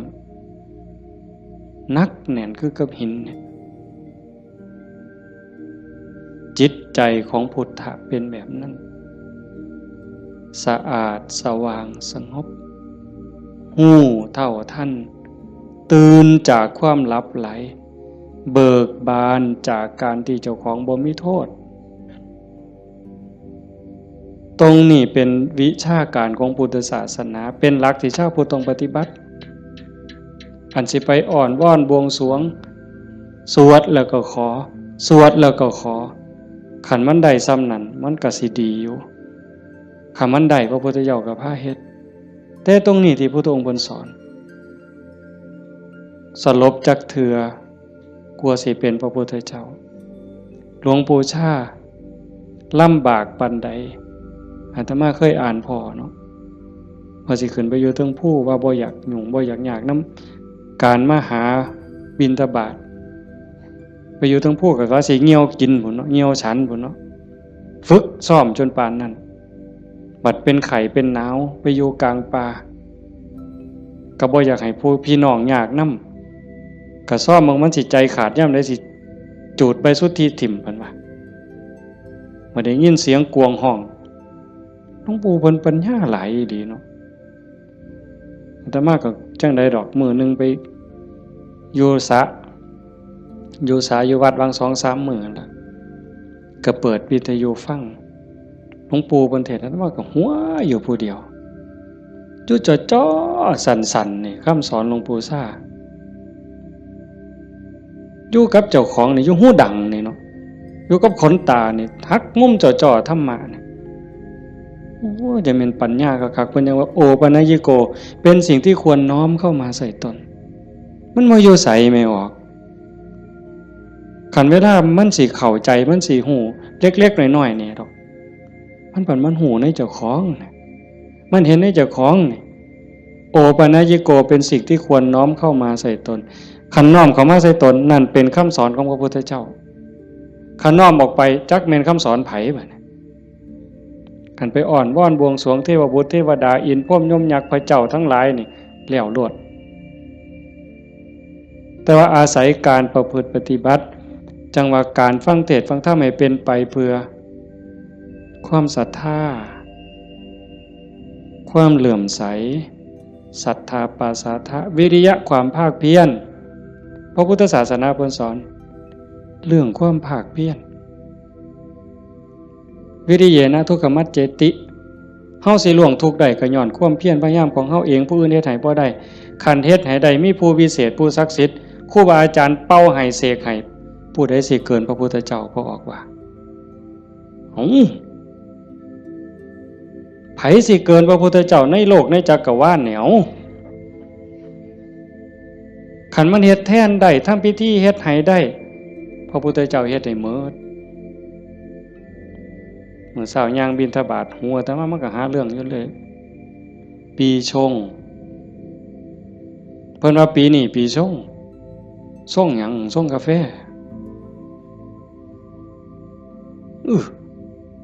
มันยากหยังกับปีกับเดือนน่ะเดี๋ยวนี้ปีชงเนี่ยเพิ่นนัดกันไปสวดมนต์สะเดาะเคราะห์มื้ออื่นทั้งศรีสะเกษพุ่นผู้ปีชงปีมะยังว่าไว้เฮาบ่เข้าใจปานใดดอก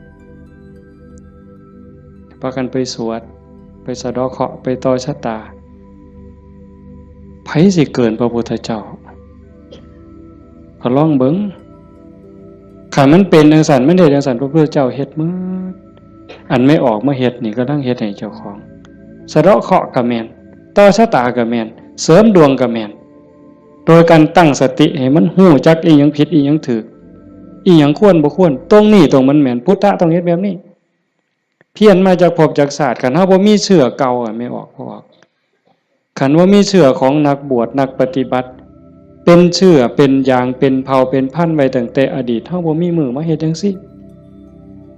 ในเมื่อเฮามีของเก่ามานำพามาสู่การเหตุการณ์ทำจังซี่มีกัลยาณมิตรพาเหตุพาทำให้ทุ่มเทเต็มที่ถือว่าโอกาสได้เกิดมาเป็นมนุษย์ได้พบพระพุทธศาสนามีสติปัญญาหูดีหูชั่วหูผิดหูถูกยังมีสติหูอยู่จังสิเฮ็ดเต็มที่ก่อนมันสิหมดเวลาแล้วอย่าคิดว่าเจ้าของซ่าเด้ไม่ออกญาติโยมอย่าคิดว่าเฮาสิเฮ็ดบ่ทันตราบใดลมหายใจยังมีอยู่สติสัมปชัญญะยังหูผิดหูถูกเพิ่นว่าเฮามีโอกาสจนลมหายใจสุดท้ายจนลมหายใจสุดท้ายยิ่งเฮาฟังเทศน์ฟังธรรมอยู่บ่อยๆอยู่ประจำบัดจนหอดเฮาเจ็บเฮาป่วยเฮาใจสิขาดสิล้มสิตายสิ่งที่เฮาฝึกมาตลอดชีวิตทบทวนมาตลอดชีวิตหอดเวลานั้นมันจะว่างแม่นบ่แม่นก็แล้วแต่สิว่างว่ามันเอาบ่ได้แล้วร่างกายบ่แม่นของเฮาสังขารบ่แม่นของเฮาสรรพสิ่งในโลกบ่แม่นของเฮาดินดอนตอนหญ้าบ่แม่นของเฮาแม้แต่สังขารร่างกายก็สิทิ่มอยู่ไว้ๆนี่ว่างเด้ปล่อยเด้ตัวอย่างที่อาตมาได้พบมาญาติธรรมวันที่9 พฤศจิกายนอาตมาว่าจะพาไปสวดมนต์ที่พระใหญ่อำเภอเขืองในเพิ่นนิมนต์ไปเทศน์ก็เลยประกาศชวนญาติชวนโยมไปญาติธรรมกลุ่มหนึ่งผู้เฒ่าหน่อยที่สุดก็60แต่ส่วนใหญ่70ขึ้นไปเกิดอุบัติเหตุโยมอาจจะได้ยินข่าวอยู่ว่าจักรถสิเลี้ยวเข้าพระใหญ่เขื่อนเพื่อเขื่องในเลี้ยวเข้าไป2ขั้นหน้าไปติดหลุมสิลงจากทางลาดยางมันมีหลุมก็คอยหยอดขั้นหน้าคอยหยอดขั้นหลังก็จอดนิ่งๆรถวัดป่าใหญ่เมืองอุบลแล่นมาต่ำเข้าเต็มลำหลังหัวเก๋งนั่นคนอยู่ทั้งหลังนี่7อยู่ทั้งหน้า2คนทั้งหน้า2บ่เป็นหยังแต่อยู่ทั้งหลัง7คนนี่ฟ้องลงรถตาย3บาดเจ็บหนัก4เป็นจังไดพวกผู้เฒ่าทั้งหมดนี่ว่าชีวิตเฮาอันนี้เพิ่นเว้าก่อนเป็นได้เว้ามาเรื่อยๆดอกบ่แม่นเว้ามื้อนั้นเว้าเรื่อยๆเว้าตลอดถ้าเฮาได้เข้าวัดเข้าว่าได้ปฏิบัติเป็นนักรบตายในสนามรบตายยามใดก็บ่ย้านยิ่งไปเฮ็ดบุญตายแห่งแต่ดีบางสิเลยเด้ตายก็ตายไปแต่ว่าซุ่มยั่งนี่กระดูกโค้งหักแขนหักกระดูกสันหลังเคลื่อนกระดูกต้นข้อเคลื่อนขาหลุดโบกแม่นหมด2คนหนึ่งนี่หมอเขาว่าเป็นอัมพาตตลอดชีวิตซอยเหลือเจ้าของบ่ได้อาตมาก็ออกมาบ่ได้เทศน์จำสนอกได้ยินข่าวอาตมาเป็นนางลงปุ๊บก็เสียงหวอรถดังเลยพอได้ยินข่าวว่าเป็นญาติที่ทำก็แต่ตามเขามาโรงพยาบาลเขืองในพอแต่ไปหอดแม่ใหญ่นึงเขาก็ไปเขามาอุบลก็หลายแล้วแต่แม่ใหญ่นึงนอนอยู่ก็เจ็บแขนหักหน้านี่ลอกหมดเลือดแดงพอแต่เห็นโอ้ยอาจารย์แขวหักเพิ่นว่าแขวเสียไปซ้ำเพิ่นว่าโอ้ยสร้างมันต่อใหญ่บ่ได้ซื้อเพราะบาทดอกแขวเพิ่นว่าเราก็ยังดีใจอยู่เด้หลานหน่อยไปนำหลานอาตมาไปนำ2คนจับมือยายแน่มันหนาวมันสิไปทั้งเพิ่นแล้วนะมันหนาวจับมือยายแน่ให้ยายอุ่นแน่ให้ยายอุ่นแน่เด็กน้อยก็จับผู้คนก็บ่ฮู้เรื่องสลบไปบัดพ่อใหญ่นึงบัดกระดูกหักเขาก็คิดว่าแอวหักถ้ามาก็คิดยากหมอเขาก็มาจับนี่เขาก็เพื่อทดสอบว่าเป็นหยัง มาสุดท้ายเขาก็ว่าแอวหักกระดูกหักธรรมาก็โอ้ยตารู้ตนผู้เฒ่าเราก็ถามหาเมียเนาะครูนั่นโยมบ้านฟังเพลอาจจะเห็นพ่อใหญ่ผู้ดำๆมันเพิ่นสิเป็นครูแต่ธรรมาเอิ้นแต่เทวดาตาบ่เห็นห่วงดอกผู้เฒ่าขี่รถมาเกือบ20กิโลรถซาเล้งเพิ่นมานั่นเพิ่นก็ถามหาเมียเพิ่นอาตมาก็บ่ได้ปากดอกแต่หมอไปนำนั่นเพิ่นเว้าก่อนยายเพิ่นก็ถามหาตาอยู่จริงๆเขาไปอุบลตายก่อนหมู่ยายนั่นหมองหมอนเป็นตะเงิดหลายบัดนะอาตมาเยี่ยมอยู่โรงพยาบาลสรรพสิทธิ์ไปเยี่ยมเฒ่าผู้ชายหันก่อนโอ้ยอาจารย์บ่แม่นของเฮาจักอย่างเพิ่นว่าเด้บ่แม่นของเฮาจักอย่างบอกบ่ให้เจ็บมันก็เจ็บมันอยากเป็นหยังมันก็เป็นบ่แม่นของเฮาจังแม่นน้อเพิ่นว่าหลงว่าของเจ้าของมาตั้งโดนอันนี้ก็ตัวนึงหลังจากนั้นมาเยี่ยมแม่ใหญ่ผู้กระดูกข้อเคลื่อนกระดูกสันหลังเคลื่อนอันนี้หมอก็ว่าเป็นอัมพาตตลอดชีวิตบัดนี้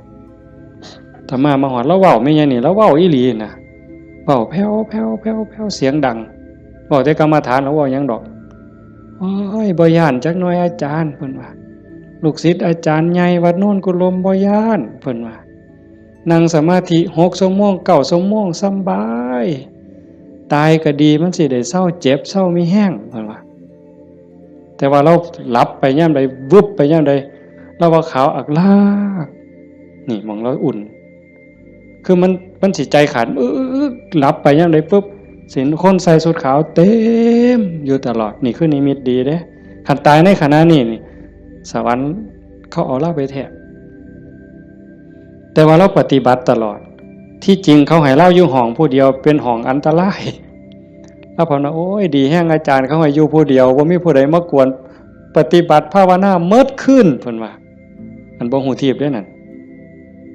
เจ้าของนั่นอันตรายที่สุดเพิ่นว่าเพิ่นสำบายไม่มีผู้ใดมากวนเพิ่นนั่นบัดเอาไปเอามาภาวนาตลอดอยู่โรงพยาบาลตลอดย่างได้ซุมื้อหมอว่าสิเป็นอัมพาตตลอดทั้ง2เท่านี่ตลอดชีวิตเลยซอยเหลือตัวเองบ่ได้แท้เดี๋ยวนี้ย่างได้ทั้ง2คนเห็นบ่มองอัศจรรย์หลายพอใหญ่เข็มนี่แม่ใหญ่ต้องค้ำเมียตายพ่อใหญ่ต้องเข็มพ่อใหญ่เข็มนี่คือทรมานตอนนี้ก็ย่างแล้วโยมแม่ใหญ่สวัสดิ์น้องสาวนั่นตายแล้วอีกผู้นึงถ้ามาเจอบ่ได้ตายบ่เอาเรื่องกับรถถือว่าเป็นกรรมเป็นเวรเป็นสิ่งที่เกี่ยวเนื่องกันมาใครแม่นเฮาสิว่าแนวใดมองอาตมาเงิดอ่อนซ่อนใจคนน่ะขอบ3ครอบครัวนี่ผู้นึงเจ็บสาหัสผู้นึงตายนี่บ่เอาเรื่องกับรถบ่เอาเรื่องกับครูกรณีถือว่าเป็นเรื่องของบาปของบุญเป็นเรื่องของวัฏสงสารให้แล้วต่อกันเขาก็บ่อยากมาซ่อนเขาก็บ่อยากพาเฮาไปตายนี่มองว่าคุณภาพของธรรมะมองเข้าใจธรรมะมันเฮ็ดใจได้ขนาดนั้นคักบ่มื้อนี้แม่ใหญ่นึงผู้เตรียมเนี่ยเผาไปวาง 2-3 มื้ออายุ89 ปี7 เดือนผู้หญิงเด้เลี้ยงลูกเมียใหม่ผัวเพิ่นไปมีเมียใหม่เพิ่นบ่เครียดเมียใหม่ออกลูกเพิ่นเอามาเลี้ยงพร้อมเอาไม่ออกเฮ็ดได้บ่ นี่คือน้ำใจคนนะแม่ใหญ่นี่เราปฏิบัติธรรมอยู่นำครูบาอาจารย์มาตลอดลูกเราดีหมดทุกคนเป็นหมอ2เป็นครูผู้หนึ่งเป็นเจ้าหน้าก็มีอยู่2คนแต่ว่าหม่องอัศจรรย์คือเราปฏิบัติตลอดโยมไม่ออกสวดปาติโมกข์ได้ที่พระเพิ่นลงปาติโมกข์นี่แม่ใหญ่น่ะเราสวดได้อาตมาสวดบ่ได้หม่องเป็นตะงึดหลายแต่ว่าเราตกศาลาเทื่อนึงย่างจงกรมมันมืดตกศาลาสมัยก่อนนั่นขาหักว่าซั่นเห็นบ่บัดมื้ออาตมาสิไปเยี่ยมอาตมาไปเทศน์ฟังทั้งครูขันก็เลยว่าสิกายไปทางนั้นลูกชายเพิ่น ว่าบ้านอยู่ทั้งนั้นก็เลยพาไปเยี่ยมลูกชายก็บอกว่าอาจารย์สิมาเยี่ยมแล้วลูกบ่ได้ตลอดแต่ว่าสติเราดีเด้เพราะแต่ว่าอาตมาสิไปเสียงรถเขาไปจอดแล้วลุกขึ้นมานั่งพอแต่มาไปนั่งลงแล้วก็กราบได้เท่าเดียวดอกก็นอนมันวิ่นหัวปานนั้นเราก็เว้าธรรมะโต้ตอบได้ทุกเรื่องสติบ่ขาดลูกหลานจักว่าเท่าใดมาเต็มเฮือนแล้วจำได้ฮอดซุมบ่นุ่งผ้าว่ามันชื่อหยังนิสัยมันดื้อบ่ดื้อแล้วฮู้ผู้นี่หมองลูกหลานไว้ย่าย่ายอยู่อีกเด้อโอ้ยมันทุกข์มันยากบ่อยู่ดอกอยู่น้ำหลานอีกแน่อยู่โดนแล้วผู้นี่มัดมือสิใจขาดหลานผู้เรียนอยู่จุฬากำลังขึ้นรถลูกชายว่าย่าถ่าหลานนี่เด้อหลานกำลังขึ้นรถโอ้ยถ่าบ่ถ่ามันก็บ่แม่นแม่วะแล้วว่าเป็นเรื่องของเพิ่นว่าเห็นบ่เป็นเรื่องของเพิ่นบ่แม่นเรื่องของย่าหมองคักหลายว่าแล้วตายนั่นแล้วนอนแต่แข้งข้างขวาเลียนแบบพระพุทธเจ้าเลยสติจำได้มือสิตายแล้วกินข้าว3เทื่อได้กินข้าวปกติเว้าได้ปกติเพียงแต่ว่านอนไปแล้วก็มาหลับเอาตอนมาดับไปตอนตี 4คนตายลูกนี่เป็นหมอ2แล้วก็หลานเป็นหมออีกผู้นึงมันบ่เข้าในทฤษฎีอะโยมพวกนี้อยู่นำคนตายมาตลอดลูกหลานสาวอยู่ห้องชันสูตรพลิกศพพร้อมคนตายเขาพิสูจน์ว่ามันจะเย็นไม่ไงนี่แล้วอุ่นบัดเนี่ยตายไปแล้วจากตี 4กว่าๆจนฮอด 5 โมงเช้าเอาเขาลงแล้วยังอุ่นอยู่แต่เฮ็ดจังได๋บ่ได้เพิ่นก็ลูกชายเพิ่นก็โทรมาถามอาจารย์สิว่าแนวใดแต่มาเลยว่าบ่ต้องฉีดยาเด้อสิฟื้นหรือบ่ฟื้นเฮาบ่คิดดอกแต่ว่าบ่ต้องฉีดยาก็บ่ฉีดอยู่จักมือหลายมือเติบ4-5 คืนพุ่นล่ะแต่มาก็บ่เจอบัดฮอดมื้อสิเผาบัดเนี่ยลูกชายเพิ่นก็โทรมาถามประมาณ3 โมงกว่าเนี่ยอาจารย์เฮ็ดจังได๋บัดเทื่อเปิดโลงออกมานี่หาแม่ยังอุ่นอยู่คือเก่าเนี่ยสิเฮ็ดแนวใดเพิ่นว่าโอ้อาตมาก็บอกบ่ถูกดอกโยมไขเบิ่งซะก่อนว่าซั่นแต่ว่าใส่เพิ่นใส่ตู้โรงเย็นอยู่แต่มันเย็นทั้งหลังนั่นน่ะอาตมาก็เลยว่าเอากันจัก 4 โมงก็จังถอดปลั๊กออกเบิ่งเด้อถอดปลั๊กออกเบิ่งเพื่อให้มันปรับสภาพเพราะว่าตัวเย็นนี่มันอาจจะเป็นจากเครื่องใส่ไฟฟ้าหอดประมาณเฮาจะออกประมาณบ่ายโมงก็หากะลามันอุ่นมันยังอยู่ก็จังว่ากันอีกเทื่อนึงบัดสุดท้ายก็แม่นหมดอยู่ดอกเพิ่นว่าอาจารย์ประมาณเที่ยงนี่เพิ่นโทรมาก็บ่เย็นปานใดแต่ว่าย้ายบ่แข็งเพิ่นว่าเย็นอยู่แต่ว่ามันบ่แข็งคือทั่วไปคันจังซี่ก็หมดไปตามธรรมชาติก็เฮ็ดไปเด้อคือที่เว้าให้โยมฟังนี่หมายความว่าอย่าให้เราปฏิบัติมาตลอดจิตใจเราดีแล้วงามบ่เคยด่าไผจักเทื่อลูกว่าลูกเมียใหม่เขาผัวก็อยู่นำเมียใหม่นี่เอาลูกมาเลี้ยงแล้วก็ป้อนข้าวทอกันนี่เลี้ยงซ่ากันป้อนปลาป้อนข้าวก็บ่ให้ลูกเจ้าของคำใหญ่กลัวเด้คำทอกันอาบน้ำให้ก็คือกันสอนก็คือกันฮักทอกันใจคนน่ะมันจังว่าคันมันได้ฝึกได้ฝนมันมีธรรมมันก็สุดยอดอยู่นี่โยมพ่อใหญ่พาเฮาประพฤติปฏิบัติเฮ็ดงานจังซี่เฮามาประพฤติปฏิบัติสูงสุดก็เพื่อยกจิตยกใจเด้อสรุปตรงนี้เด้อบุญนั่นเป็นของตายจังได๋เฮาก็ได้เต็มที่อยู่แล้วแต่สิ่งสำคัญน่ะให้ยกจิตยกใจเจ้าของให้มันสูงขึ้นจากอำนาจของความโลภความโกรธความหลงความอิจฉาริษยาอาฆาตพยาบาทจองเวรน้อยเนื้อต่ำใจเฮาสิเอาชนะมันได้เฮาสิสูงขึ้นกว่าอำนาจของกิเลสได้ย้อนโยมสังเกตใจเจ้าของย่ามตาเห็นหูได้ยินจมูกได้กินลิ้นได้รสท่านเฝ้าไปเสื่อมันอย่าไปหักไปสร้างน้ำมันนิ่งแล้วสังเกตความรู้สึก สังเกตความคิดสังเกตความรู้สึกถ้ามันเอียงไปทั้งโลภหลายก็บอกว่าเจ้าของนั้นขี้โลภหลายอยู่ค่อยถอนออกหัดบริจาคหัดแบ่งหัดปันถ้ามันโกรธหลายเห็นอันใดผิดหูผิดตาแล้วงุดงิดห้นหวยขึ้นเป็นตาสร้างขึ้นมาหูจากมันปรับแล้วก็หูจากเมตตาเขาก็คือเฮานั่นล่ะเขาบ่ทันหูเขาจึงเป็นจังซั่นหูจักให้อภัยฝึกไปคอยยกระดับดวงจิตขึ้นมาให้เข้าใจว่าพระพุทธเจ้าบ่ได้สอนให้เฮาทุกข์พระพุทธศาสนาสอนให้เฮาพ้นทุกข์โกรธก็คือทุกข์โลภก็คือทุกข์หลงก็คือทุกข์เป็นเหตุให้ทุกข์เฮาก็ต้องดับเหตุมันเฮ็ดให้จิตใจเป็นกลางๆฮักผู้อื่นคือฮักเจ้าของหวังดีต่อผู้อื่นคือหวังดีต่อเจ้าของนั่นจิตใจเฮาจะดีขึ้นงามขึ้นมื้อนี้สมควรแก่การเวลาใส่เวลามาหลายเติบชั่วโมงหนึ่งกับ40กว่านาทีเนาะสมควรแก่การเวลาท้ายที่สุดก็ขออนุโมทนาสาธุกับญาติโยมผู้เป็นเจ้าภาพผู้เป็นเจ้าของสถานที่และก็ญาติธรรมที่มาจากที่ไกลมาร่วมประพฤติปฏิบัติบำเพ็ญบุญบำเพ็ญกุศลยกระดับดวงจิตดวงใจของเจ้าของให้สูงขึ้นงามขึ้น